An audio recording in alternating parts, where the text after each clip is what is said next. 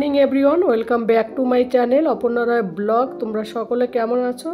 আশা করি আমার কাছের এবং দূরের সকল বন্ধুরা অনেক ভালো আছো এবং সুস্থ আছো। আর সব জায়গায় দেখো কতটা ঠান্ডা পড়েছে আর কুয়াশাও ঢেকে গেছে। আর সেই সকাল থেকে শুরু হয়, সেই সকাল 7টা থেকে একভাবে পুরো মানে কি বলবো, একটা অবধি একভাবে চলতে থাকে আমার কাজ।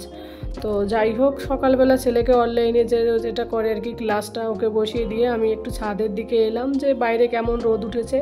কারণ আজকে একটুখানি জামা কাপড়গুলো কাচবো। অনেক দিন না, মানে 3 দিন হয়েছে ওয়াশিং মেশিন চালাই না। তো শীতের দিনে জামা কাপড় একটু বেশি হয়, সোয়েটার এইগুলো হয়, তো সেগুলো একটু ধুতে হবে। তো তার জন্য একটু দেখতে এলাম, যদি কুয়াশা থাকে তাহলে আর ধোবো না। তো এসে দেখি বেশ বাইরে পরিবেশটা বেশ ভালোই আছে, রোদ আছে, ঝলমলে রোদ। আর এইদিকে দেখো ছেলে বেডের থেকে আবার চেয়ারের উপর বসে বসে ওদের আবার ম্যামের সঙ্গে ক্লাস করছে। মাঝে মাঝে ওর কাছেও আসতে হয়, ও কী করছে না করছে দেখতে। আর এইদিকে বর মাছ কিনে দিয়ে গেল আর ডিম সেদ্ধ করছি নিজের জন্য। আর ছেলের মাঝখানে ছেলের অনলাইন ক্লাসও কমপ্লিট হয়ে গেল। ছেলের জন্য পনির পরাঠা সস দিয়ে খেয়ে নিল। আর আমি নিজের জন্য ডিম সেদ্ধ করেছি 3টে। অনেক দিন ডিম খাই না সকালবেলা ব্রেকফাস্টে, তো আজকে ভাবলাম একটু ডিম খাই। রোজ রোজ ব্রেড এইসব খাচ্ছি। তো যাই হোক, তো দেখো ছেলের জন্য পরোটাটা বানিয়ে দিয়েছি। ও এখানে বসেই খাবে আর টিভি দেখছে। এইমাত্র ওর ক্লাসটা শেষ হলো, তো ক্লাস শেষ হতে না হতেই ওই টিভি আর কি। আর এই নিজের জন্য 3টে ডিম কেটে নিয়েছি, উপরে একটু গোলমরিচের গুঁড়ো দিয়ে দিয়েছি। বাস, আমার এটা খুব ভালো লাগে খেতে। অনেকে বলে এতগুলো ডিম খাও কী করে। তারপরে ওই যে শুরু হয় রান্নাঘরের খুন্তি ধরা মেয়েদের। আর কি বলবো, এটা যতদিন মানে সুস্থ থাকতে হবে ততদিন এটা করেই যেতে হবে। এই চাকরি আমাদের এমনই চাকরি, এই চাকরির কখনো রিটায়ার্ড নেই। তো যাই হোক, মেয়েদের কোনো হাউস ওয়াইফদের রিটায়ার্ড আমরা আর করতে পারবো না। তো আর আমরাই মেয়েরাই সমস্ত সংসারে সব কাজ করি। শীতের সকালবেলা সেই সকাল 7টা থেকে আর কি বলবো, দুপুর 1টা অবধি আমি একভাবে দাঁড়িয়ে কাজ করতে থাকি। এই সময় না আমি একটু বসতেও পারি না, পরে 1টা অবধি। তারপর চান দান করে খেতে খেতে 2-3টে বেজে যাবে। আর তারপর আবার আজকে তো একটু জামা কাপড়ের একটু ধোয়ার ব্যাপার আছে। আজকে তো আরও আমার কাজের চাপটার একটু বেশি। আর এইদিকে ওই জন্য রান্নাবান্না একটু শর্টকাটে করছি। আমার বর আর ছেলে দুজনেই মাছ ভাজা খেতে ভালোবাসে, তার জন্য ওদের জন্য মাছ ভাজা করছি আর একটুখানি সবজি। আর এইদিকে আমি মাঝখানে আমার গ্রিন টি মানে চা খাওয়ার ইচ্ছে জাগলো, তো নিজের জন্য একটু গ্রিন টি বানিয়ে নিলাম। বন্ধুরা, এইদিকে মাছ ভাজাটা নামিয়ে রেখে তারপরে ভাতটা ওই সাইডে তুলে দিলাম। যেহেতু ভাতটা একটু স্লো করে দিয়ে গ্যাস, বাকি রান্না কাজগুলো আমি করতে পারবো। আর এদিকে মেশিনও চালিয়ে দিয়েছি, অনেকটা জামা কাপড় হয়েছে, তো পুরো ভরে গেছে দেখো। আর এই মেশিনটা কিনে না আমি খুব ভুল করেছি। তো আমার হাজব্যান্ডের ইচ্ছে ছিল সেমি না কিনে অটোমেটিক কেনা উচিত ইচ্ছে ছিল, কিন্তু আমি না বুঝতে পারিনি তখন আর কি। আমার বাপের বাড়ি, সত্যি কথা বলতে গ্রামের বাড়িতে তো এইসব থাকে না।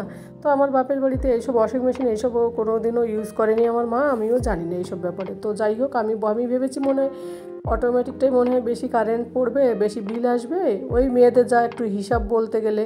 তো ওইটা করতে গিয়ে আমার লস হয়ে গেল। আর তার জন্য আমি এইটা বললাম না, এইটা নাও। এবার আমার জন্য এটা নিয়েছে, এবার আমার হাজব্যান্ড আমাকেই এবার কথা শোনাচ্ছে, তুমি বলে আবার এখন বলছো এটা ভালো না। এবার এটা বিক্রি করলেও টাকা পাবো না, ফেলে দিতে হবে। 2-4 বছর হয়েছে, বেশি দিন হয়নি মেশিনটা কিনেছি, সেই দুর্গাপুর থাকতে 3 বছরের মতো হয়েছে মনে হয়। তো যাই হোক, এখন দেখছি সেমি অটোমেটিকের থেকে মানে অটোমেটিকগুলোই ভালো। একবারে কাপড় দিয়ে দাও, বাস একবারে শুকিয়ে বেরিয়ে এসে বারবার ঝুঁকে তুলে নামানো ওঠানো, বাপরে আমার খুব অসুবিধা হয়, যেহেতু ব্যাক পেইনের প্রবলেম আছে ওই আর কি। তো যাই হোক, তারপরে তবুও আপাতত এটা দিয়ে চালাচ্ছি, কাজ চলছে, কাজ এখনও অসুবিধা নেই, কিন্তু ভাবছি এটাকে চেঞ্জ করতে হবে। তো এত কাপড় চোপড় হয়েছে কি বলবো, অনেক সোয়েটার হয়েছে। যতই মেশিনে শুকাও না কোনো সোয়েটার একটু মানে ঝলমলে রোদ একটু সকাল সকাল না ধুলে না শুকাতে চায় না। তবে আমার এটা শুকাতে ছাদে আসতে আসতে সেই 1টা বেজে গেছে। ওই কারণে রোদটা তো অনেকটা চলে গেল। আর 2 ঘন্টা কতটা শুকাবে কে জানে। 3টে 3:30 নাগাদ আবার মানে ছাদে আর ওদের আর ধাস থাকে না। তো যাই হোক, আজকে শ্যাম্পুটাও করলাম। আর শ্যাম্পু করে ছাদে এসে বেশ ভালো লাগছিল। তো চুলটা একবারে শুকিয়ে একবারে ভাবছি তাহলে নিচের দিকে যাব, বড়ও চলে আসবে দুপুরবেলা আবার খেতে। তো তার জন্য, তো তার আগে ভাবছি দেখে একটুখানি বসে থাকি। মিষ্টি মিষ্টি রোদে বেশ ভালোই লাগে। তবে এইটুকু বসে থাকবো যেটুকু সময় না, এইটুকু সময় ঘরে থাকলে মনে হয় কোনো না কোনো কাজ করা যায়, এই আর কি। তার জন্য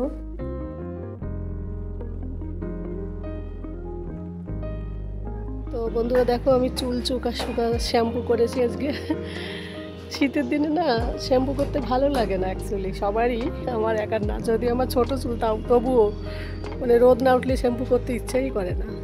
তো আজকে শ্যাম্পুটাও করলাম, আর একটু ছাদে দাঁড়িয়ে রয়েছে এই কারণে যে চুলটাও শুকিয়ে যাবে ততক্ষণে। আমার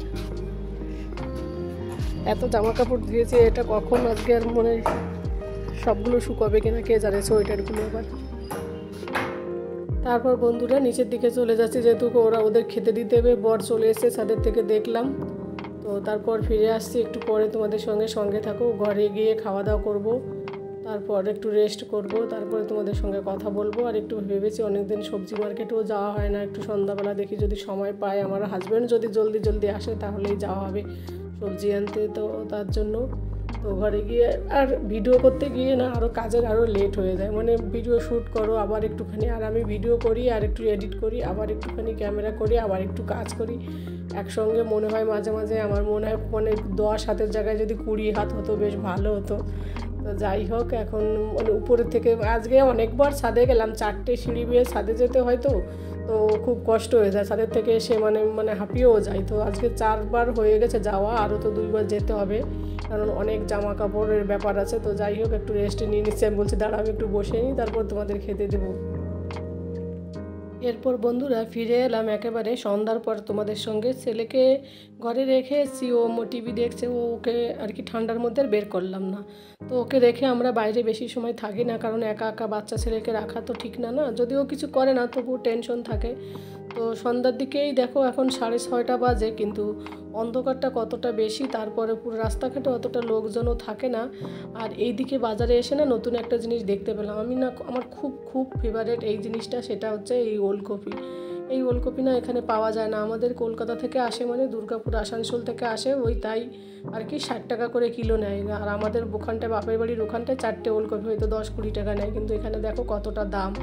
তো যাই হোক, ওই ওলকপিটা পেয়ে আমি খুব খুশি হলাম, তবে ওলকপিটা তাজা ছিল না, তবু যা পেয়েছি এই বছরে প্রথম ওলকপি নিয়ে এলো। তো বরকে নিয়ে, বড়ও সঙ্গে ছিল, সবজি কিনতে গেলাম। সেরকম ভালো তাজা সবজি রাতের বেলা পাওয়া যায় না, ঘরের পিছনে মানে আমাদের যে ঘরের পিছনেই আর কি সকালবেলা মার্কেট আসে, ওখানটায় বেশ তাজা তাজা সবজি পাওয়া যায়। তো সিম নিয়ে এলাম, সিম, কাঁচা টমেটো, তারপর কী যেন বলো ওটাকে, মটর, এইসব আর কি। তারপর আমলকি এনেছি, যেহেতু আমলকি দিয়ে করবো, শুকিয়ে রেখে দেবো ঘরে। প্রত্যেক বছর আর কি আমি এরকম শুকিয়ে রেখে দিই, শীতের সময় পরে আর কি খাওয়া হয় শুকানোটা। লবণ দিয়ে মেখে দিই, কোনো আচার করি না। আর এদিকে বেগুন এনেছি, ছেলে তো জানো তোমরা বেগুন ভাজা খেতে ভালোবাসে। তো যাই হোক বন্ধুরা,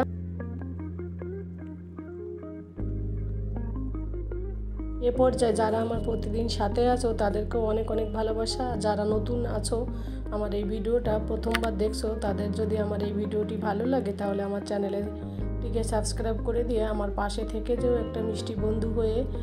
আর অবশ্যই কমেন্ট করে জানিও আমার ভিডিওগুলো তোমাদের কেমন লাগে। যদি ভালো লাগে অবশ্যই বন্ধুদের কাছে শেয়ার করে দিও।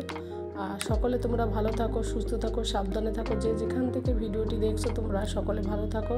আর এই শীতের দিনে একটু সাবধানে থাকাও উচিত, যেহেতু ঠান্ডা এইসব লেগেই যাচ্ছে। তো বন্ধুরা, সবজিগুলো সমস্তগুলো গুছিয়ে রেখে দিলাম। এখন একটুখানি বসবো, ছেলেকে পড়াতে বসবো, হাজব্যান্ড ওয়াইফ দুজনেই মিলে।